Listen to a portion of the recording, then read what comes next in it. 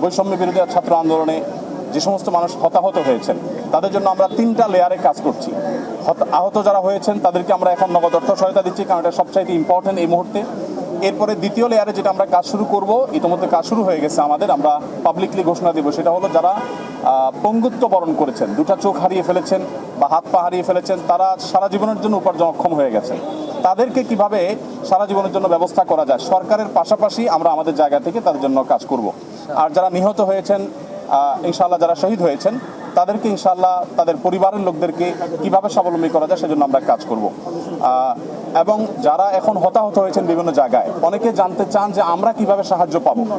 আমরা তাদেরকে বিনীতভাবে বলতে চাই যে আমার ভেরিফাইড ফেসবুক পেজে এই বিষয়ে যে পোস্ট আছে পিন করা, সেখানে একটা গুগল লিঙ্ক দেওয়া আছে। এই গুগল ফর্মে গিয়ে আপনি যে কেউ, আপনি নিজে অথবা কোনো কারোর মাধ্যমে যদি আপনি সেখানে আপনার তথ্যগুলো আমাদেরকে দেন, যে কোন জায়গায় আপনি আহত হয়েছেন, কোন হসপিটালে ভর্তি আছেন, আপনার ইনজুরিটা কি, নাম কি, ঠিকানা কি, আপনি দিলে 24 ঘন্টার মধ্যে ইনশাআল্লাহ আমাদের লোকজন আপনার সাথে যোগাযোগ করে সহায়তা ইনশাআল্লাহ পৌঁছে দেবে।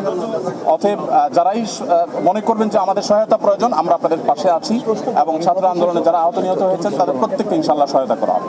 ধন্যবাদ সবাই।